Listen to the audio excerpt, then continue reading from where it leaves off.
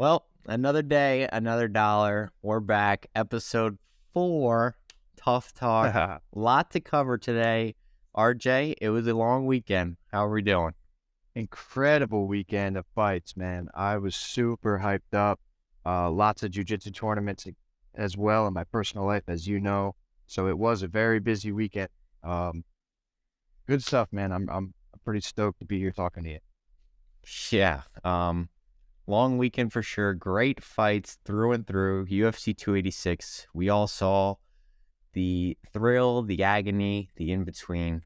There's a lot to cover. I say we just get right into this. Do it.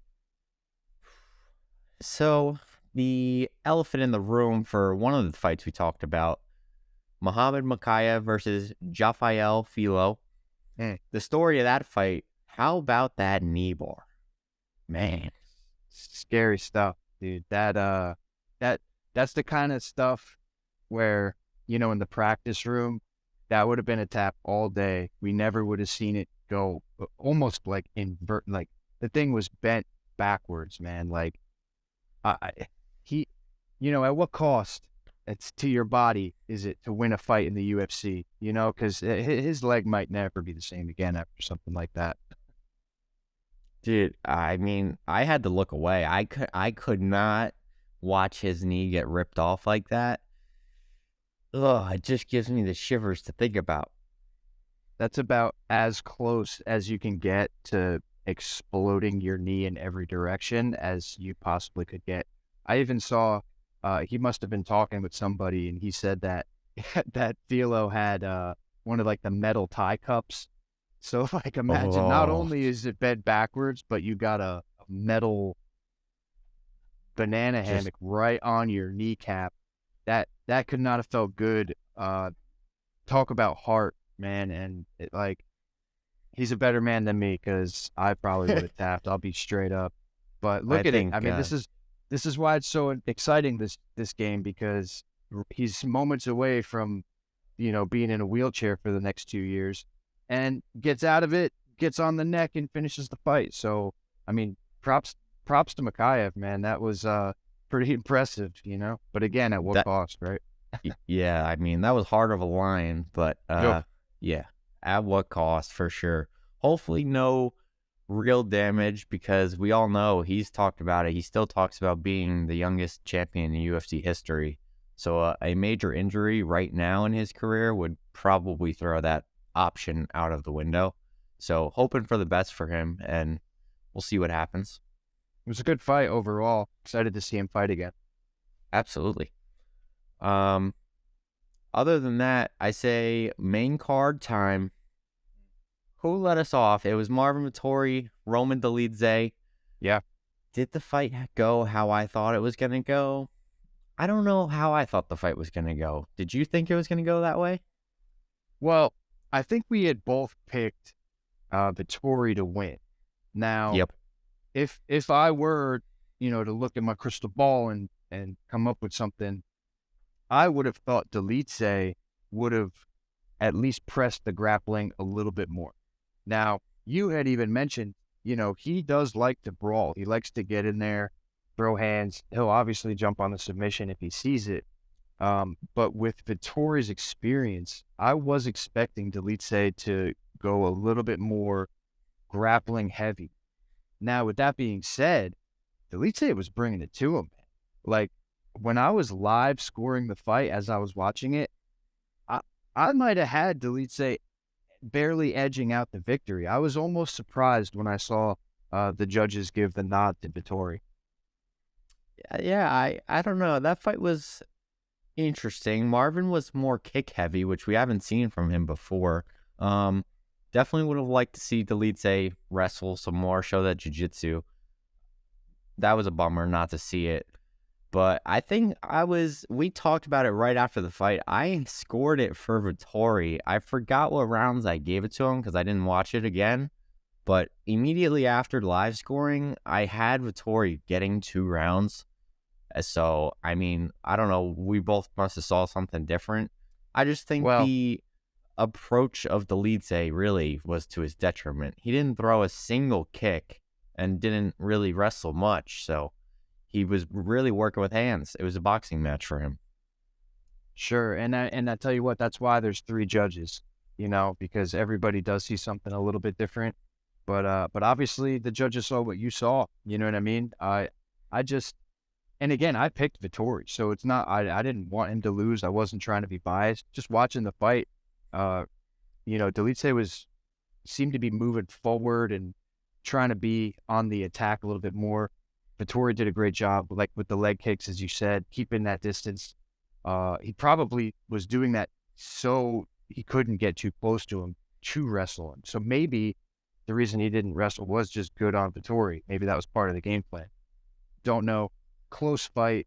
Not the most, spectacular fight, and especially on this card because we had some absolute madness on this card. So it might have been outshined a little bit by the main and the co-main events. But, good on both of them. Good on Vettori getting another win, and he's hanging in there right at the top of the division.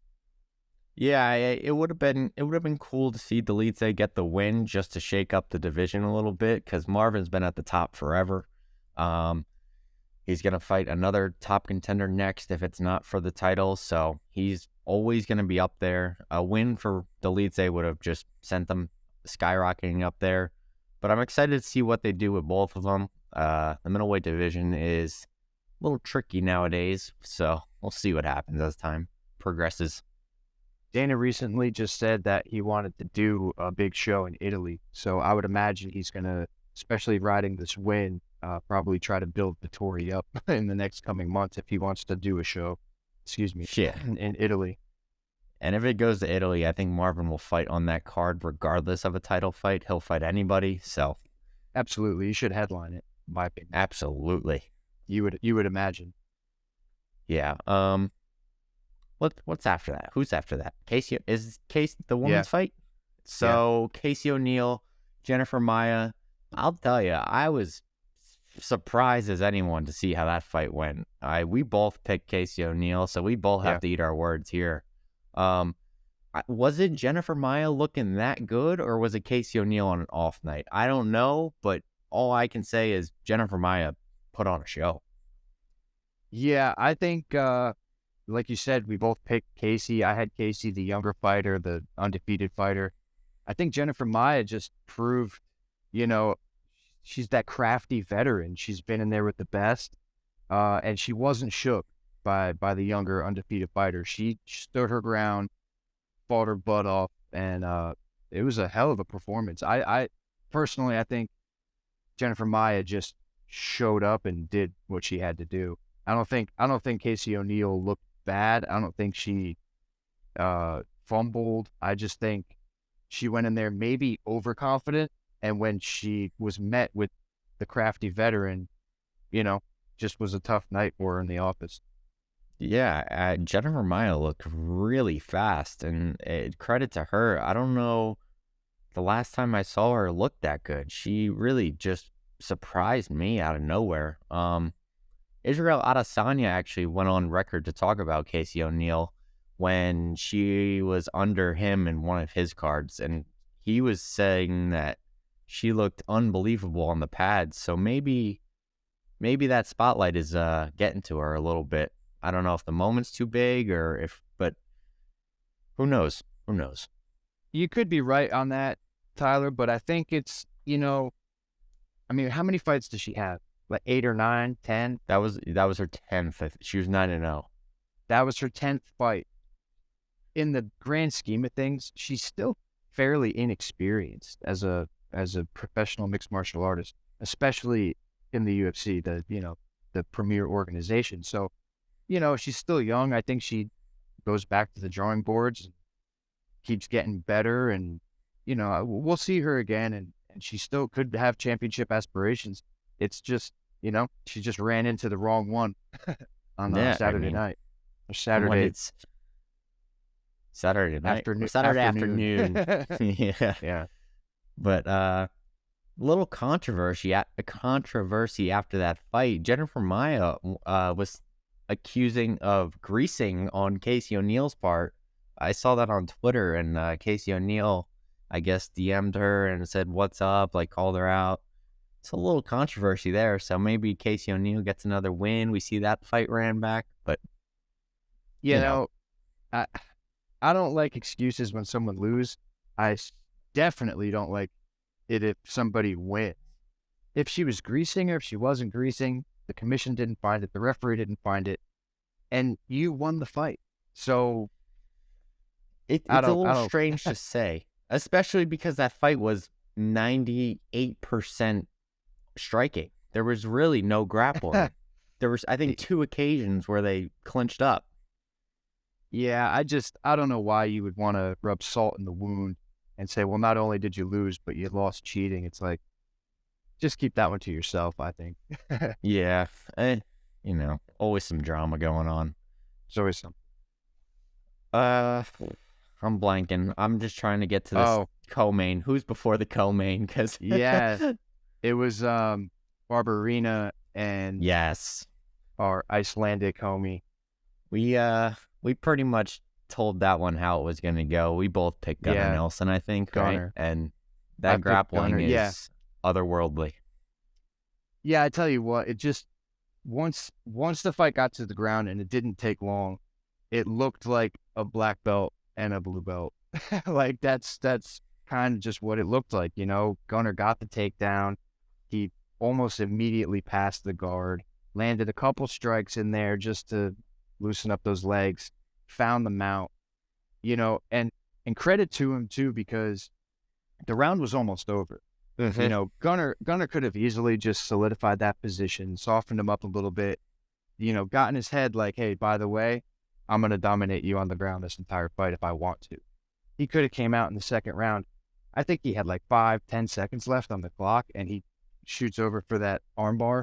It takes some confidence, because to give up a position, not that he put himself in a bad position, but he could have potentially lost a very dominant position at the end of that round to go for that armbar, but he went for it. He got it. So, I mean, the grappling is just on another level, and I think that showed Barbarina's biggest hole in his game, if you will. Yeah, it's a treat to watch a guy like Gunnar Nelson go out and be able to grapple like that. I mean, it's just effortless on the ground. But on Barbarina's side, I hope he goes back, works on his grappling, and we see him again bounce back, because I love watching him strike. He's a fun fighter on the feet, so I love watching him. His fights are always much must-watch for me. Absolutely, man. He's got the cool beard and the cool hair. Like he just looks like a caveman out there, and he's just a brawler. He's definitely a fun guy to watch fight. Definitely has a lot of skills. But when somebody can take advantage of, your lack of grappling like that, I think you got to work on it a little bit before you get to the top of the division. Absolutely. And I hope they give him a striker next. Let's get a striking fight. I love his personality too. He seems like a down-to-earth guy. I would hang out with him if I could. Drink a beer, work on a muscle car or something. Yeah, all the best to him. He didn't get hurt. Nobody got hurt in that fight, so it was nice and painless. It's a quick one. But sets us up for not a painless one, to say the least. Oh my goodness. Here we go. Oh man. Yeah, Justin you could tell Gaethje, Rafael Fiziev. Yeah, you could tell we got through those other fights a little quick, because we knew once these last 2 fights come up, man, it's like we got a lot to get over. Yeah, we could spend the next 3 hours talking about these last 2. Justin, the highlight Gaethje, man. That guy, a bonus machine, Tyler. This guy, I'm not the first one to say it, but a lot of people have been saying it this week. The most exciting fighter in the organization. And it's hard to really, who's even a close second? Who's next? Who's next? This guy, man. Yeah. So impressive, because not only is Fiziev, on paper, probably the better, maybe just a little bit more crisper striker, right? He's got, his fundamentals are perfect, Fiziev's faster. The speed of physique was remarkable to watch. Unreal. How fast he could unload, some of his punches and kicks. Gaethje just stood in there, didn't let him get bullied, and did what he had to do. Those uppercuts of Gaethje are next level, man. It's like you're getting hit. It's like it came from through the earth's core and just cracks you. Like that guy, the power, incredible. The leg kicks of Gaethje, we weren't sure if Fiziev was going to be checking those all night and if Gaethje was even going to be able to utilize that strike. Those leg kicks are so brutal, man. Like Justin Gaethje, man, like, come on. He did what he had to do. We could see the evolution of Gaethje a lot, and especially in his past few fights. When he first came to the UFC, he was way sloppier, you know what I mean? Just kind of running at you and punching you and kicking you and just throwing caution to the wind. After those first couple losses that he took, I think he went back to the drawing board. He's really molded his game. He's such a sculpted fighter at this point. And Justin Gaethje, man, like, who's next for that guy? Who would you like to see Justin Gaethje fight next? I mean, he came out and said this is his last run for the title. So we're on the cusp of a Justin Gaethje retirement. Man, I don't want to see him lose because I want to just see his fights keep going. A lot of word on a Dustin Poirier rematch, but man, do we want that for him? Because if he doesn't win, he's probably done. But that would be a fight for the people.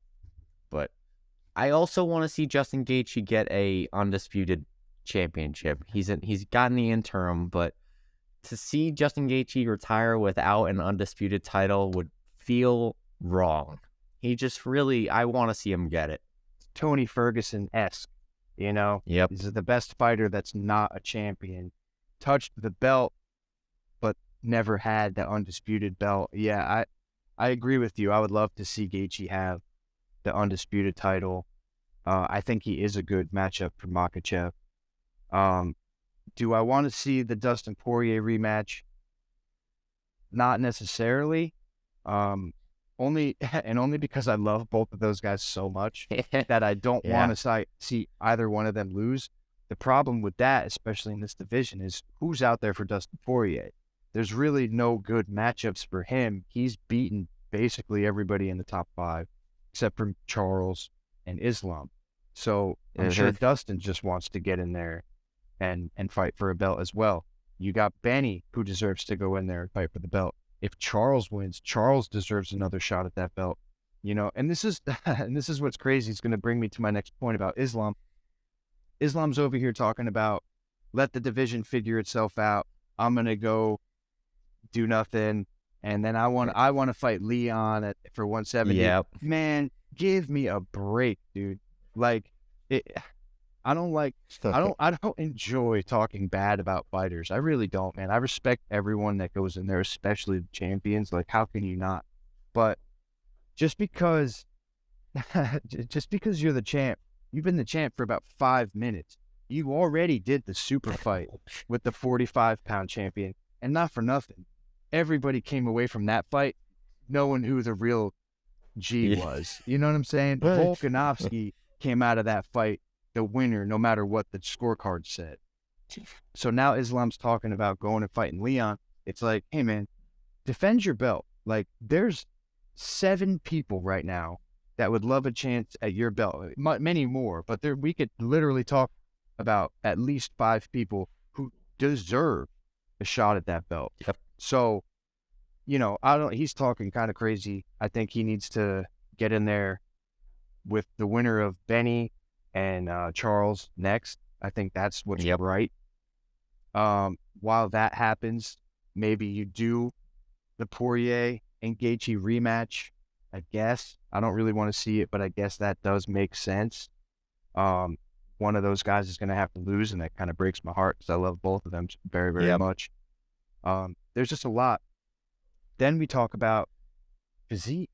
What do you do with physique? Because he looked incredible.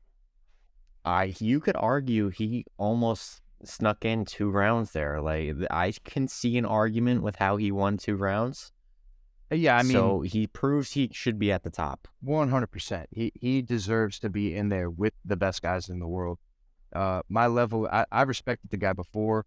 My level of respect for him went through the roof after watching that fight, because not many people can take those shots from Gaethje No. and live to talk about it.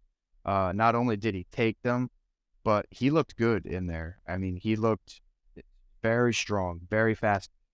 I think, and this is to my recollection, not the official, you know, cards or whatever, but I think Justin shot 3 times. He picked up a single leg the first 2 times, and he didn't finish an attempt until the last round. Yep. I believe it was the second shot. Justin comes in, picks up his leg, and it was like he tried to pick up a tree.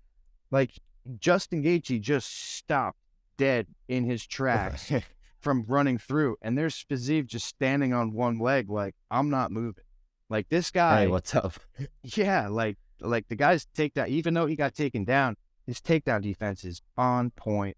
His striking is so crisp, and I'm excited to see, maybe we get Fiziev in there with Poirier, and I know Poirier would not necessarily sign up to fight somebody coming off a loss. Yeah. But man, oh man, what a good fight. If the Chandler and Conor fight wasn't going on, maybe Chandler could get in there with Fiziev. Like, I don't know. This division is such a mess right now. It really is. It's really hard to pick and choose, like figure out where to go. I think it's all going to come down to this Benny and Charles fight, because that's going to open some things up. For sure. And it's hard. It's really hard. It's tough, man, because you got 3 guys at least who've beaten most of the top contenders, and none of them are the champion. The champion hasn't really fought anybody in the top 5. Okay. And it just causes this like mix up. It's like, what do you do? It's like there's all these guys that have won all these fights. They've already fought each other. They're all just waiting in line for the champion, And I'm not exactly sure when Ramadan happens, but we know he's going to take, a couple months off for that, and division's a mess, man. It's exciting. Yeah, what a great division. Yeah, phenomenal division. It just makes it really hard when these vets keep taking out these contenders, because we're not getting anybody fresh in the top 5, and then they just keep facing each other, and we're getting no solutions to our problems. None at all. I mean, either these vets got to lose or retire, or these contenders need to step up and win. Yeah, and I don't want to see any of these vets lose or retire. You know what I mean? Like Dustin, me neither. Because Dustin Poirier, he's another one. He deserves to be the champ. You know what I mean? If he could get that belt, I don't see him sticking around for too much longer after that. He's already had the big Conor fights. He's already touched the interim gold. Like, Poirier, just like Gaethje, deserves, to be the champ. Maybe they go out that way.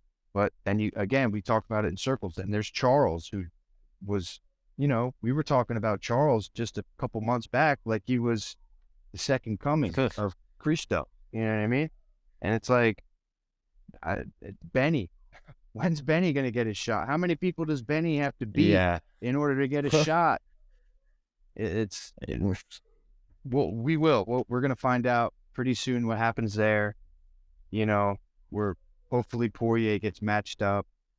We're going to see, man. This is why this division's so much annoying, but also so much fun, because there's just so many good fighters in this division. And really, any fight you make is going to be a great fight in the top, because they're all just so good. It's going to be so high level. But I'm excited to see who gets matched up where and who's the next champ, because Islam looks beatable now. He's not the Khabib like aura. He doesn't have that invincible shield in front of him.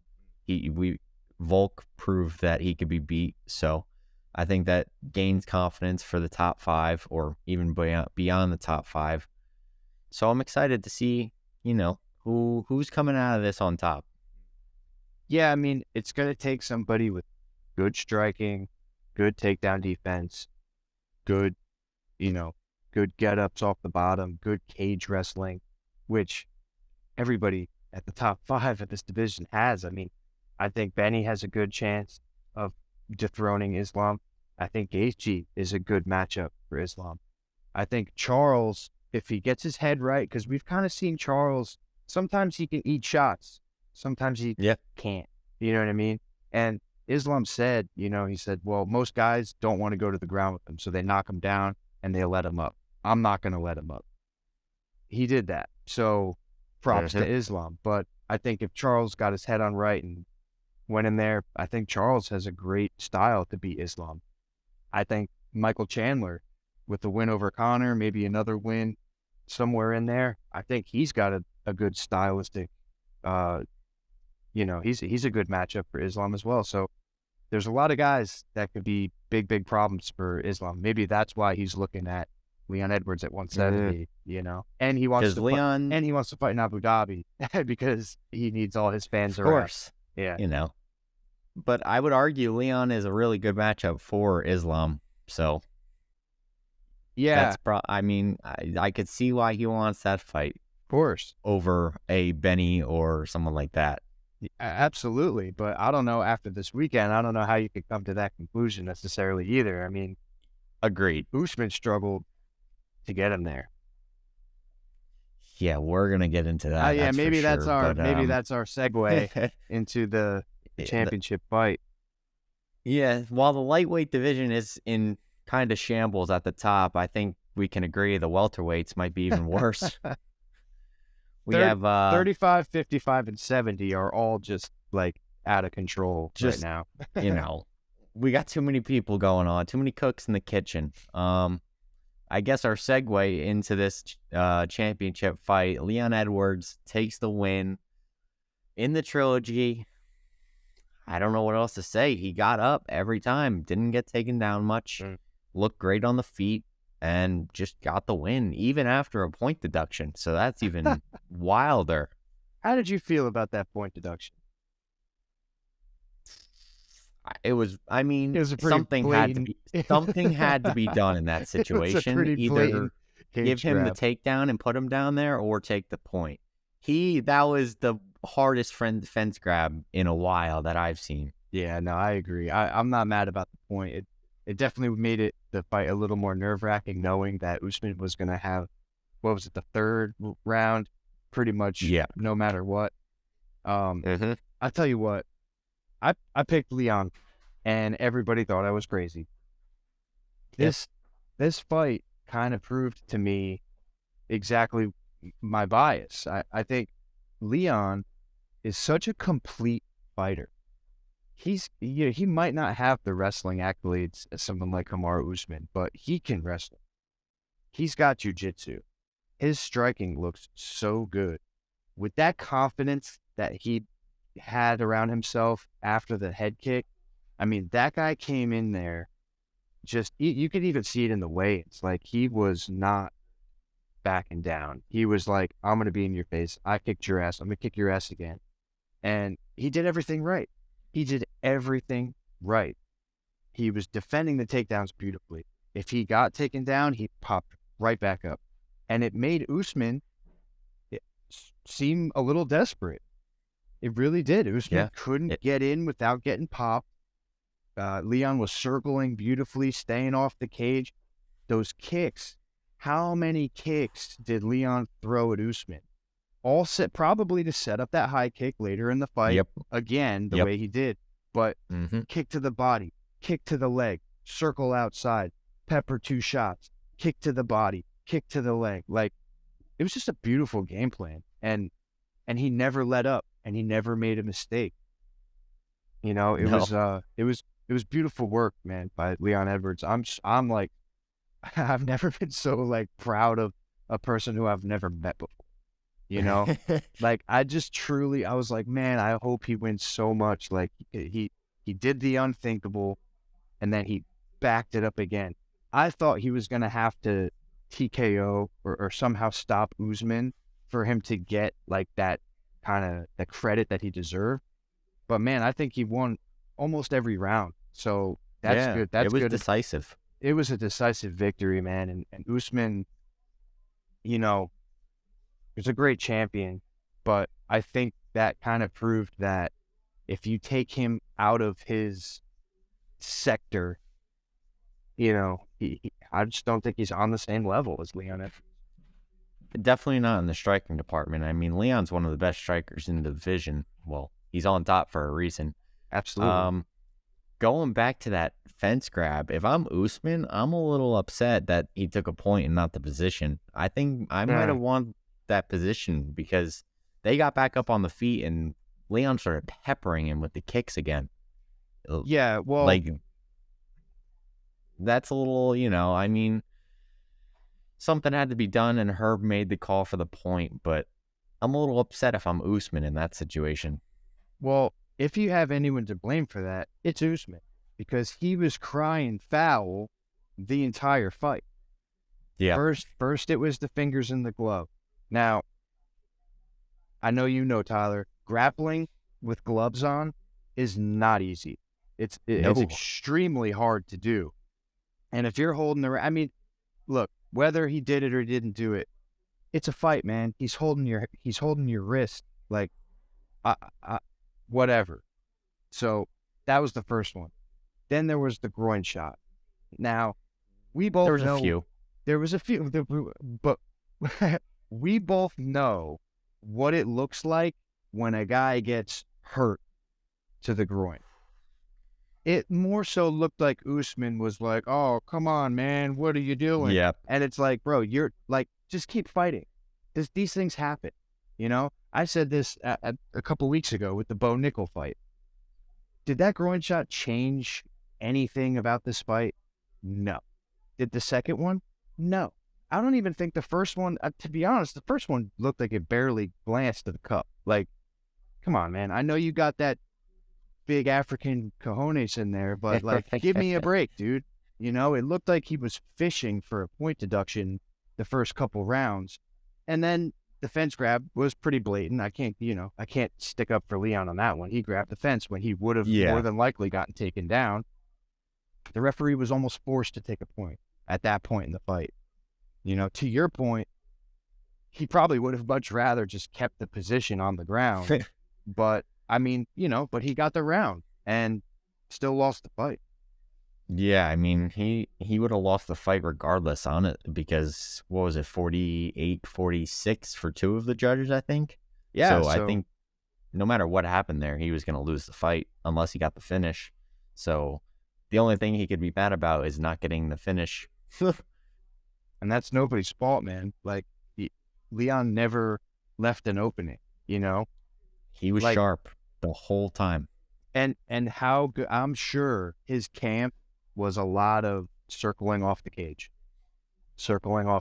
because, in their second fight, or even their first fight, but specifically in their second fight, rounds 2 through 4, that was Usman's game.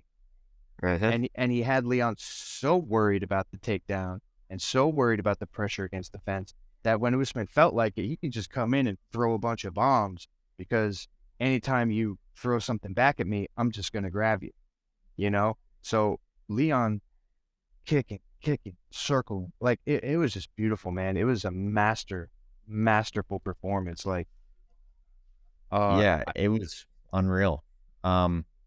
I was just going to say something. I was going to say something along the lines of you, and it just left me. Oh, man, that really sucks. Yeah, it'll come. His takedown defense from fight 2 to 3 was like night and day. How many takedowns did Usman actually score in the third fight or last fight? A few, and even the ones that he did score, it was a Leon, pop back up for Leon. Yeah, 100%. I mean, he was so good at just, lifting up on the head, digging an underhook, getting his hips underneath him. Like, it was just so textbook, cage wrestling. It was beautiful. It was really beautiful. I'm very happy for him. There was minimal holes for Usman to capitalize on in that fight. Leon was just, on a different level. And you can't take away from Usman after his reign that he had. He was up there with talks of GSP status. So Well, Usman is that guy, but you can't take anything away from him, but Leon, it just is that good too. Yeah, I mean, isn't it funny how we MMA fans, we're so quick to want to give people GOAT status? You know, George St. Pierre, come on, man. Like, that guy is literally in a class of his own, and immediately after he was gone, everybody said Tyron Woodley was, The second coming. the new generation of the same thing. And then it's like, and then Usman like absolutely demolished him. And then Usman had his reign. And then there was like, oh, well, Kobe's second best, but Usman's the best. Leon just made it, I won't say he made it look easy, but that's the formula. Like, he just gave the entire division the game plan to beating a guy like Kamaru Usman. And and Usman's that thing that he had that threw everybody off, kind of gone now, because Leon just showed you how to do it. He just showed everybody how to do it. Dig the underhook, stay off the fence, kick him. Yeah. Kick his knee Kick him. off. He kicked his leg so many times, and Usman's known to have pretty bad knees as it is. Man, like, Can't imagine the pain. he beat him up, man. Like, he beat Usman up for 5 rounds. Like, it was so impressive. How do you feel, Ty, about Colby getting the next shot? I mean, I'm not happy about it, if I'm being honest. I love Colby. I do like Colby a lot. Great, entertaining fighter, otherworldly cardio, great wrestler, but come on. We Seems off. can't give him the next shot. He has a win over Masvidal in the past 2 years, I think. Like, where is this? How are we giving him the next shot over people like Bilal Muhammad, who's on a 8-fight winning streak, 7 maybe, something like that? Yeah, and the fight against Leon was controversial because of how it ended. So we don't have answers on how it would have ended against Leon. So why are we not giving that the rematch? It doesn't make sense how Colby's next in line to me. Like, I could rant about it forever, but if that's what happens, then we have no say in the matter. But I don't like it. I don't like it. I don't like it either, Tyler. I mean, I get it from a business standpoint. I think Colby's probably the most marketable guy in the division. He's great on the mic. A lot of people know him, whether they like him or not.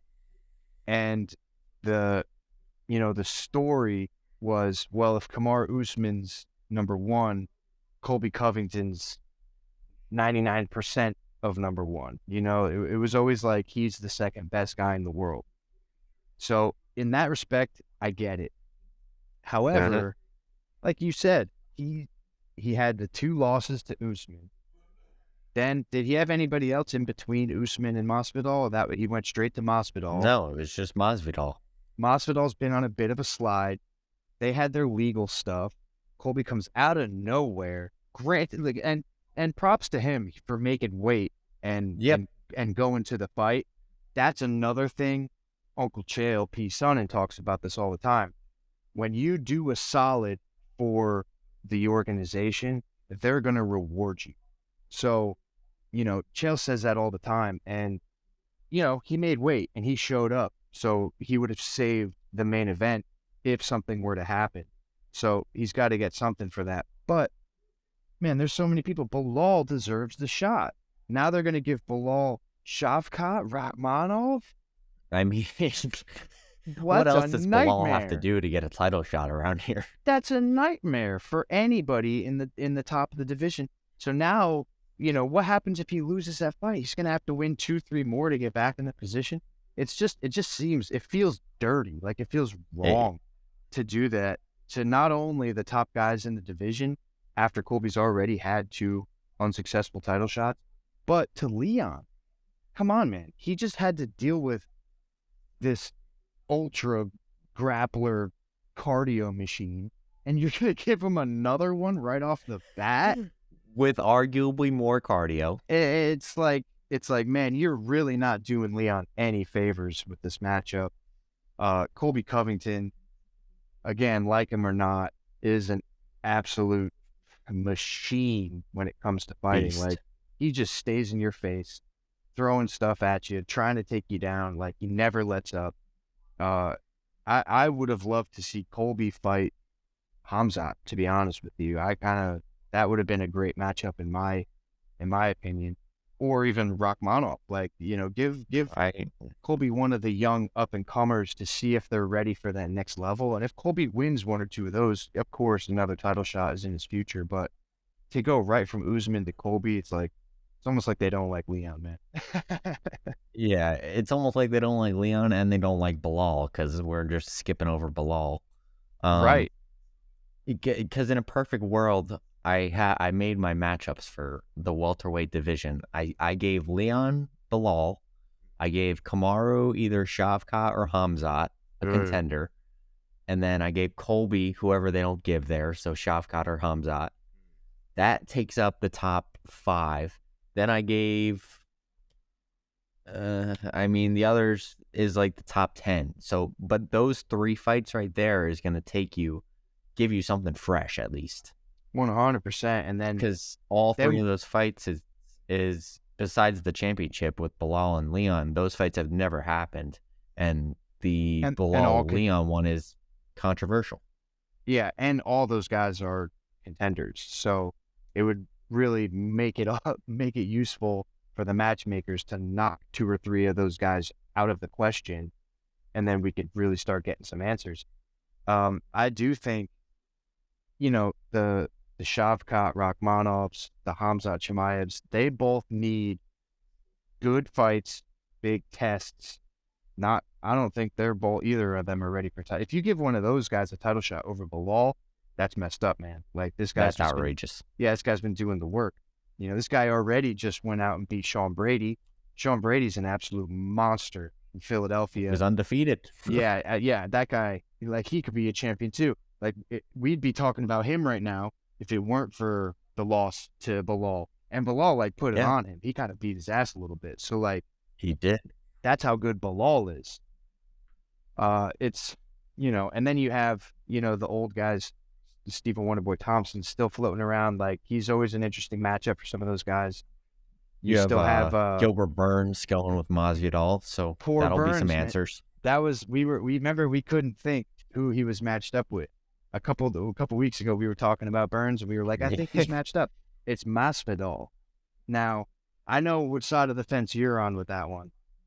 Yeah. Mine. I do. I get it too, man. But I think Masvidal still has a little bit of gas left in the tank. I think with the right matchup, I think he's better than people remember. You're only as good as your last fight, right? And Colby put it on him. Kamaru obviously knocked him out. Yeah. The first fight with Kamaru was pretty close, but it wasn't close, but it was a little bit more notice. I'll give him the benefit of the doubt. And he did a good job considering he was fighting the greatest guy on the planet Earth at the time. So, and before that, he went on 3-4 knockouts in a row, crazy knockouts. Yeah. First person to ever knock out Darren Till, first person to ever knock out Funky Ben Askren. It's I think Masvidal could sleep anybody if he gets his hands on you. I think his takedown defense is excellent. I think it's only been getting better. He's at American Top Team. He's got training partners like Bo Nickel that he's learning from. I think Masvidal could give Burns some problems. But Burns is a beast too. I mean, just like 55, 70 is an absolute mess, and there's just so many good fighters, man. It's a wild division. It's hard to say where we're going. I think in regards to that fight, I think it's going to be on Gilbert Burns to win or lose that fight. I think it's going to be all game planning. If Gilbert wants to go to the ground, I think he can find a way to get there, and I'm not discrediting Masvidal's ability to keep it up. I just think Gilbert's much better at getting him down to the point where he'll just be able to. And I'm saying that in regards to, I know how good Masvidal is at takedown defense. I just think Gilbert Burns is a different animal. If he really wants to go to the ground, he'll probably find a way. I agree with you 100%. The thing about Burns is he likes to brawl. He's a brawler. Absolutely. He loves throwing punches at guys. I think he's one of those kind of guys that, like, once he knocked somebody out and was like, oh, I could do that, like, now that's what he chases. He knows he can rely on his jiu-jitsu and his wrestling at any point. I think he wants to go out there and light somebody up with his hands. Now, do you want to gamble that with a guy like Masvidal? This guy's been boxing, kickboxing, basically his Street fighting. His entire life. I mean, Masvidal is a very, very good striker. There was talks to him a bit how, he was in the conversation of best boxers in the UFC at one point. That guy's striking is extremely good. We saw he put a beating on Nate Diaz. Yeah. Hurts my heart to say that. Nobody really people beat Nate Diaz, but it's rare that people put a beating on Nate Diaz. He usually runs out of time. For sure. But Masvidal was like beating him up. Beat him. Like he beat him bad. He was, and I wanted that fight to keep going. Nate, I'm on team, like, Nate was just getting warmed up. You know what I mean? like I really, I'd get cuts all over him, and and the doctor stopped it. Very typical Diaz fight. I had wished that fight we got to see a little bit longer, but my point of all of this is Masvidal, I honestly believe, can hang with anybody in there. I mean, with the right matchup, it's going to be interesting to see what happens with Burns. Burns could either run him over, or Masvidal get run over. Or Masvidal. Well, I think Masvidal can catch Gilbert Burns. Yeah, if Gilbert gets a false sense of security on the feet, then I see Masvidal just touching him up. Yeah, it really, to your point, depends on which Burns shows up. If he decides to just, get to him, get his hands on him, get him down, grapple him, TKO style, he could do that. If he decides he wants to go in there and have a brawl with the brawler, it's a gamble. It's a gamble. It's a real gamble. Yeah, because Masvidal, I don't sleep on Masvidal, man. He's still a great fighter in my book. Yeah, I mean, we'll see where it goes. We got who we got still lingering? We got Neil Magny, Vicente Luque still lingering. Wonder Boy, you mentioned. Jeff Neal just lost to Shavkat. Jack Della Maddalena is on his way up. He's coming. He's 14, I think, right now. Oh, man. Jack Della Maddalena. I think I got that right. He's my favorite. He's one of my favorites. Dude, his nose is smushed and over to the left. Like, when you see it, I'm not making fun of him. When you see a guy like that, don't get into a fist fight with that guy. You better be grappling with him. That guy is used to being in fist fights. Let me tell you what. I'd love to see him and Masvidal go at it. That'd be kind of a fun one to see. The up and comer versus the old guy. I don't want to call him an old guy, but the veteran. The vet. I think that would be a crazy matchup. I'd hate to see Masvidal go out like that, but anybody that wants to test their striking out, Jack Della Maddalena. Oh my goodness, that guy. He is a fun guy to watch. Like, that fight against Randy Brown was just so fun to watch for me, as like being able to watch it like as a fighter, just getting his reads, and then he has his reads, he's like, all right, I got my reads, walks forward and just touches him once. Dude, one hook and just dropped one hook, puts him on skates. Yeah. And he got the submission too, so saw some grappling. He's got it in there if he needs it. My goodness. He'll need it in this grappler's death row of 170. 170 is extremely grappling heavy at the top. Besides Leon, which somehow he made it through the gauntlet. He's yeah. He's the anti-grappler of the division. Yeah, and he's, he deserves that spot. I want to see Jack Della Maddalena to the top. I just want to see how he fares against these guys like a Hamzat or a Colby or a Kamaru, because none of them can hang on the feet with Jack Della Maddalena. I'll say that right now with confidence, that none of them are hanging with Jack. I'd have to agree with you. They're gonna have to mix it up. You know, it's like we say to you all the time, like styles make the fights. The matchup is Always, everything. And there's always. so many grapplers at the top. I don't know why we don't put some of the grapplers against each other to sort of like make a more single file line to the top. Because again, throwing Leon grappler after grappler after grappler, it's like, come on, man. Like, do us He's just gonna get so good at anti-grappling. well, hey, yeah. And then you give him a striker, and then it's like, forget about it, man. We all forgot how good his striking was because he's just stuffing takedowns for half an hour every other month. Yep. But I want to see some excitement in this division, and we can't get any of it until we have some more clarity. We got to see who's moving up, who takes a step back. You just talked about Vicente Luque.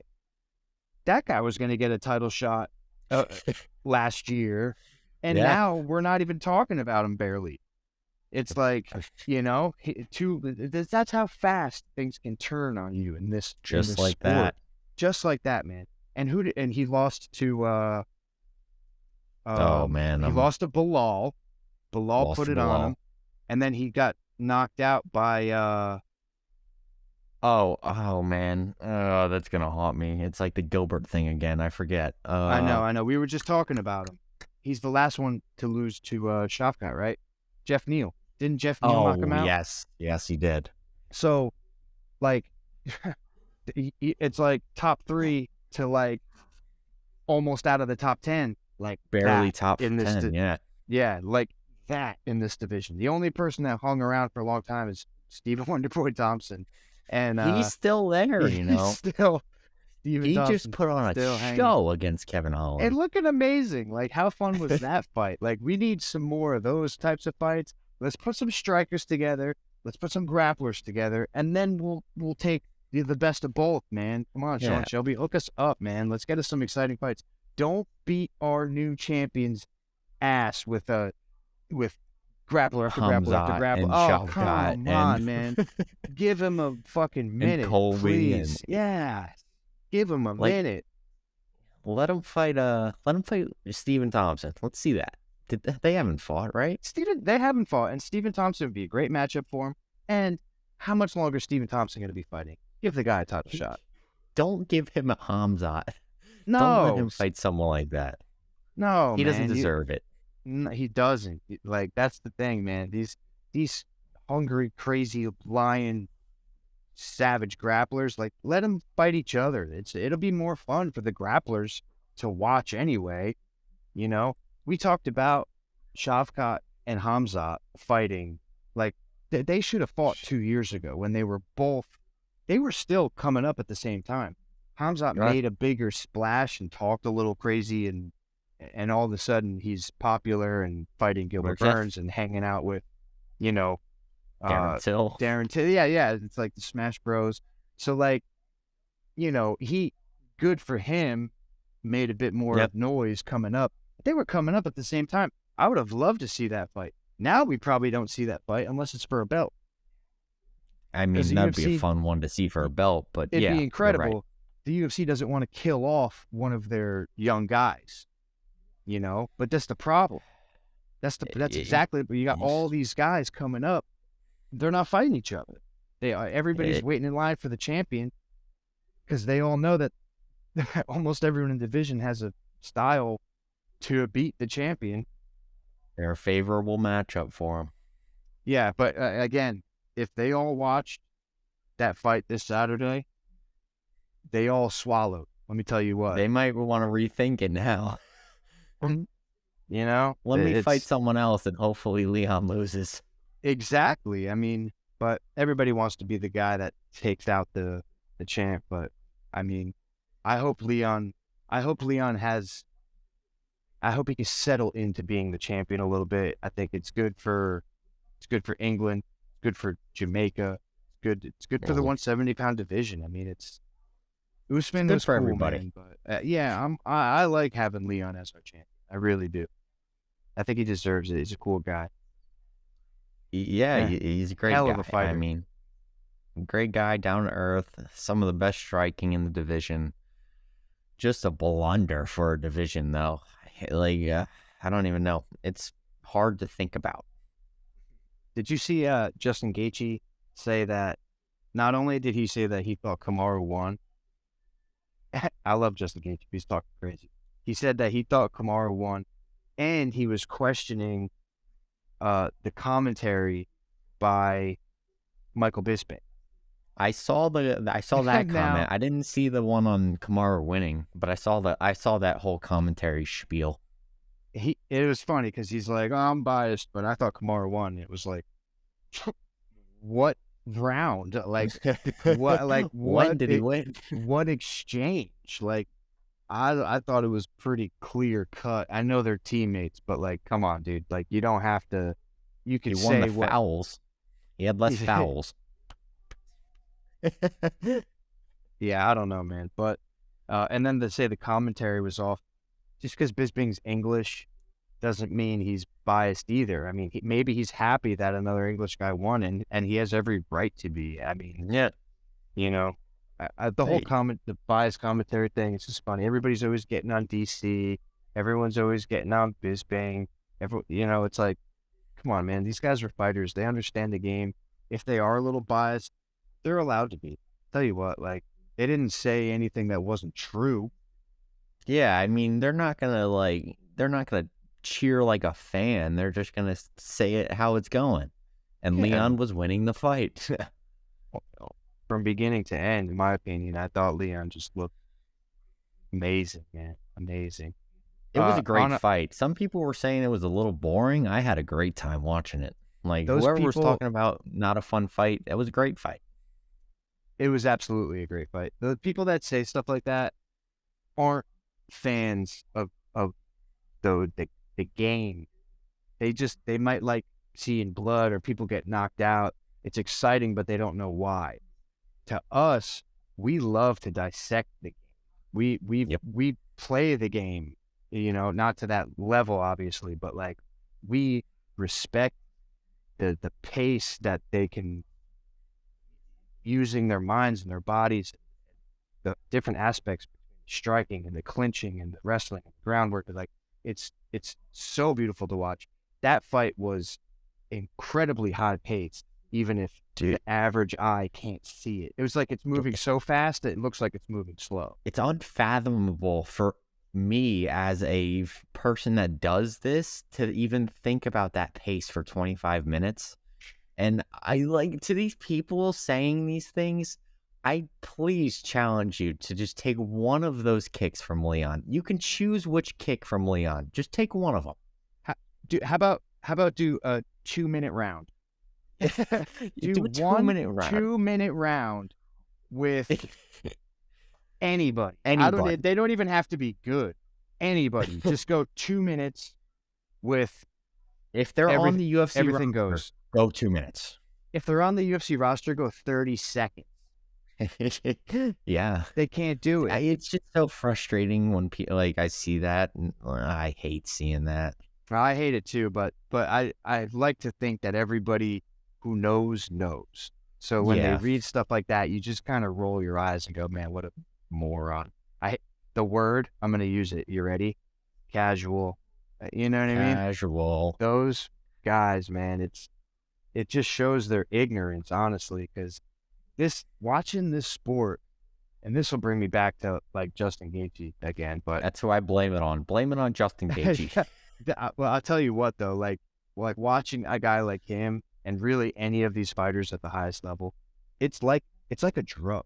Like, you see them coming out and getting checked in, and it starts coming up into your belly, and watching them fight, you're nervous, your palms are sweating, anything can happen at any moment. It's like watching a fight like this, or any, like these fights, it's like pure adrenaline. Like, it is such a rush to watch these guys in there, and it's like the best drug in the world, watching fights. There was something out of, like, when I was at my first, like, event for MMA, because I've always watched it online or on a TV, but being there was a different type of feeling that I've ever felt. Like, even more so than being in the cage. I don't know what it was.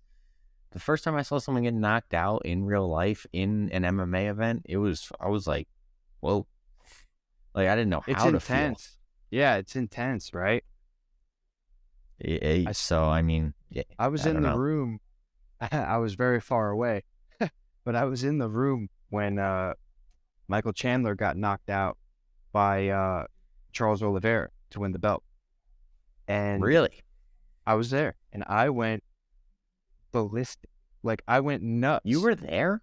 I was there, brother. Texas. I was there. When did you do that? I didn't even know you went there. When was that? It was like 2 years ago. I forget the exact date. It was around May because I know it was close to my birthday. Me and Elliot, shout out to my man E Money. Dude, check this out. We went skydiving. Okay, first time ever. We were like, let's go skydiving. So we went skydiving, and then we landed, and we were like, should we go watch the fight? And the girl that took us skydiving, she's a pilot, Captain Haley. Shout out to Captain Haley. She's the one that took us skydiving, and then we were like, oh, we're gonna go watch the fight, and she's like, oh, cool, like, I'll get us tickets. And in our head, we were like, no, we're gonna like go to the bar and watch the fight. And it's like, oh, wait a minute, it's in Houston, we were in Texas at the time. We were like, let's just go to the fight. So we did. And Charles Oliveira knocked out Michael Chandler and won the UFC title, and we were there.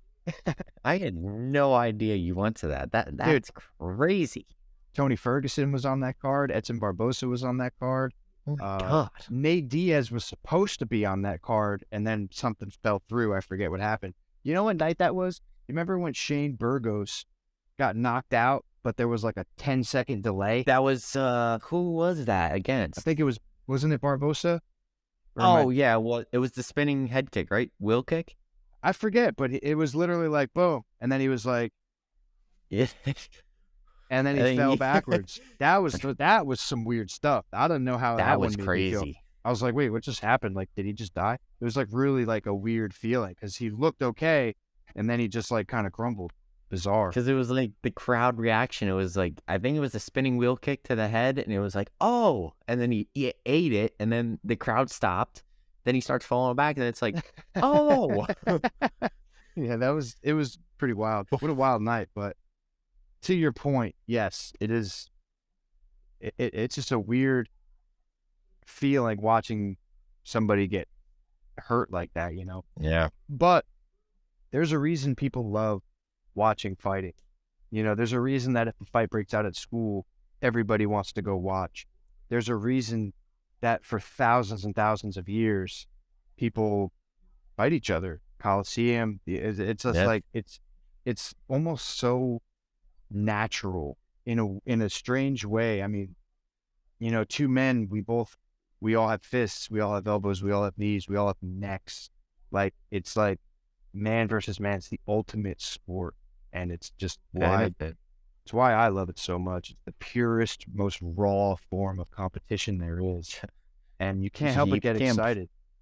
You don't play fighting. Whoever said that first, you definitely don't play fighting. Yeah, give that person a gold star because they nailed it. That was our breakdown. We went off on a big tangent there, or a few, but a couple. That's why you guys are here. You guys are here to hear us talk. If you like listening to us talk, we do a lot of it. Especially me. I've been told I interrupt. Erwin? Not by me. I didn't say that. Love you, buddy. I'm just playing. Love you, Erwin. That's our 286. I've been working on it. You know, there's a little delay and all that, so we got to take that into account. I talk a lot. I've accepted this. That's our 286 breakdown. We went through all the fights. It was a fun one. Every division is in shambles. That's what we got out of this. This week we got Corey Sandhagen, Cheeto Vera. We'll probably make a video. You want to make a full video on that? Yes. So you'll have to come back for a new video on that one, because that Yeah, one's going to be violent. I can't wait for that, man. That's a great fight. Just I'm a looking banger. forward to. At 135, another division that is in shambles. Mm. Um, And just stacked, like stacked. never ends. So Just exciting. never ends. Yeah, literally, like the top 15 guys are all absolute savages, and then like people you've never heard of breaking into the top 15 all the time because there's just so many good guys at that weight. So good. So we have that this week. We'll have a video for you guys on that one. That one definitely deserves a video. This will be up soon. You guys can watch it. I got nothing. RJ, you got anything left for these people? No, not right now. I think I've talked out my post card jitters. You know what I mean? It was an incredible card. Thank you everybody for watching. Thank you guys. You, Tyler, for being here with me yet again. Make sure you edit out all my stupid stuff, and then we'll see you guys again. Much love, y'all. This one should be better quality too. Making some upgrades here. Should be better. So hopefully video quality's better. Audio has been pretty good. Like RJ said, like and comment, subscribe, whatnot. Argue with us, complain, do whatever you got to do in the comments. I read them all. Man. We're It's a here lot of for fun. it. We're here for it. Yeah, we'll be here. We're here for the long run. Hopefully, if any UFC fighters are watching this and you guys want to come talk, we'll have you on in a heartbeat. No matter who you are.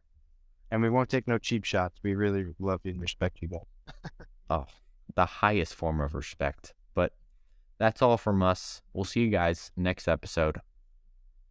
Peace.